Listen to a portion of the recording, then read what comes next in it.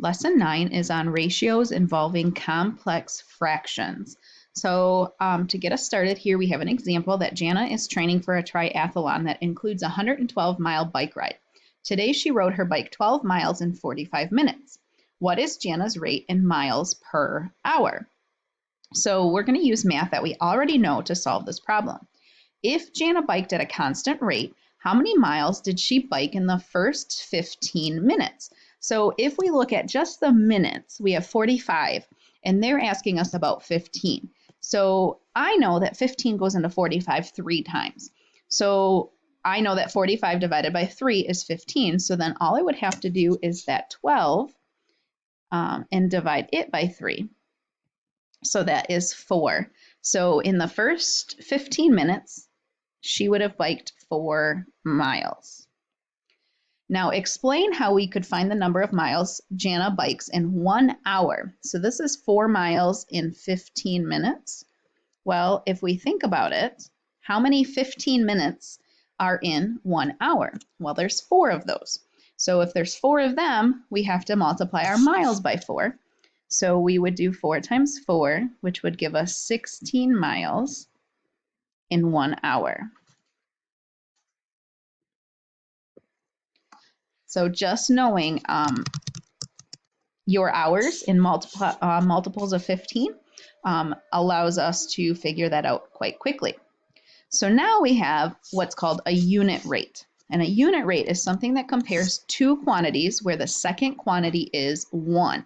So what we just figured out, her 16 miles in 1 hour, our second quantity is 1. So that is considered a unit rate. So now, in a different way, the problem tells us that Jana bikes 12 miles in 45 minutes. That's the same as 12 miles in 3/4 of an hour. So what we could do with this is we could make a fraction out of it, the number of miles, which was 12 miles, over the number of hours was 3/4. So now we have what's called a complex fraction, which is our next vocab word there. And that is where the numerator is a fraction, the denominator is a fraction, or both of the numbers are a fraction. So in other words, a complex fraction has a fraction within the fraction.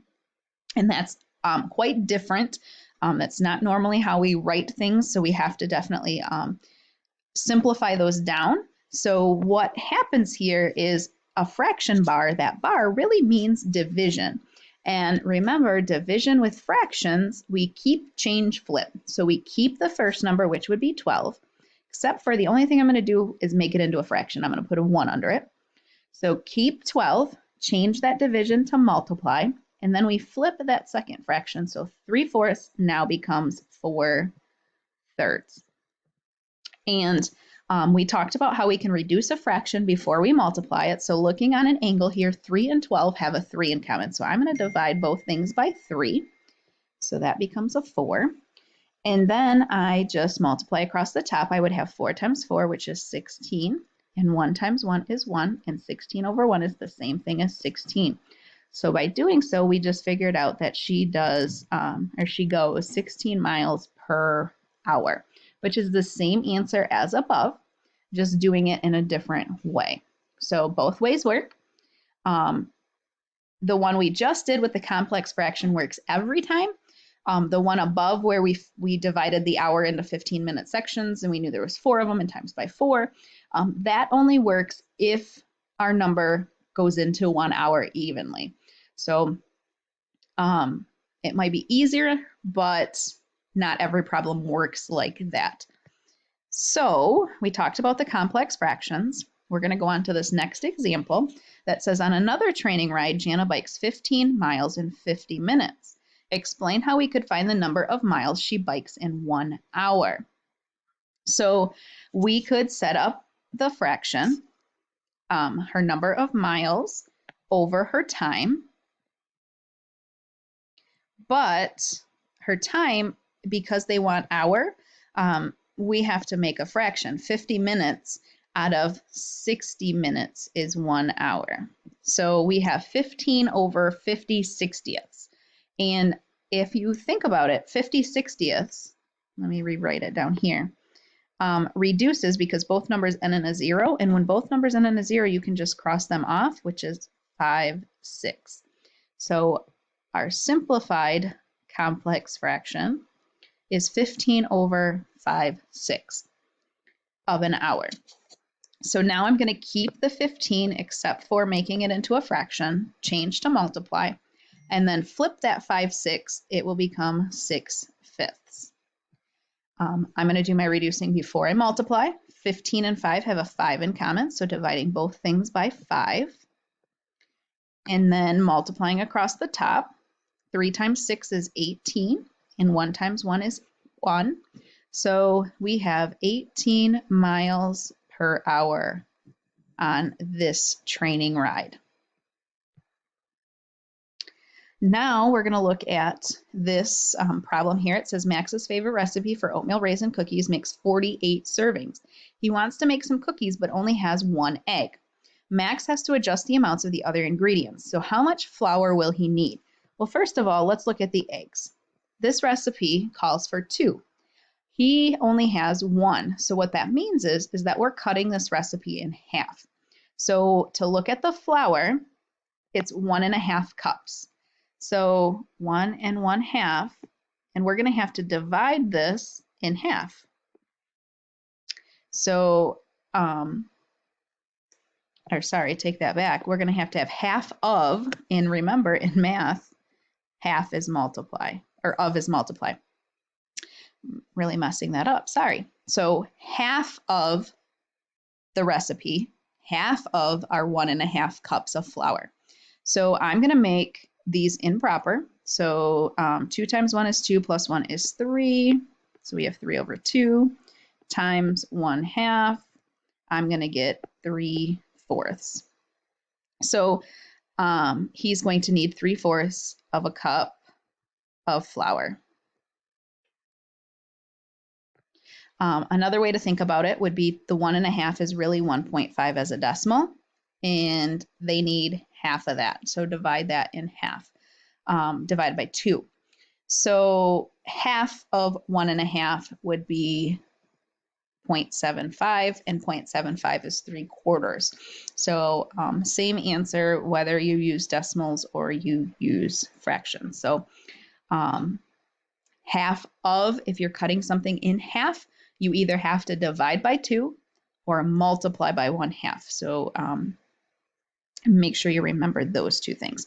So how much butter will he need if he only needs 1 egg? So again, that's cutting it in half. So how much butter, if we find the butter, he's got 3/4 of a cup in this recipe. And we're going to divide that by 2. So we're going to keep the 3/4, change to multiply, and flip that 2. 2 is really 2/1, so if we flip it, it's 1/2. So half of 3/4, so 1/2 times 3/4. No reducing there on an angle, so 3 on the top, and 4 times 2 is 8. So he needs 3/8 of a cup of butter. All right, next question. Jose's mother is trying to decide whether or not she should buy a 12-ounce package of coffee on sale for $7.50. She knows that she can buy the same coffee for $9 per pound, which is a better buy. So when we do these, we have to do money divided by our unit. So in this case, they're ounces. Figure out how much per ounce for the 12-ounce package. We are going to do 7.50, and we're going to divide that by 12. And when we do that, we get 0.625. So that's roughly 63 cents per ounce. Then we have to figure out the $9 one per pound. So $9 on the top, and 1 pound is 16 ounces. So we're going to divide that by 16. So 9 divided by 16 is 0.5625. So if we rounded that to the nearest cent, it would be about 56 cents. So which one is a better buy? It's the $9 per pound one is a much better buy, 56 per ounce versus 63 cents per ounce. All right, and our last question says Linda's recipe uses 2 cups of sugar to make 2.5 dozen cookies.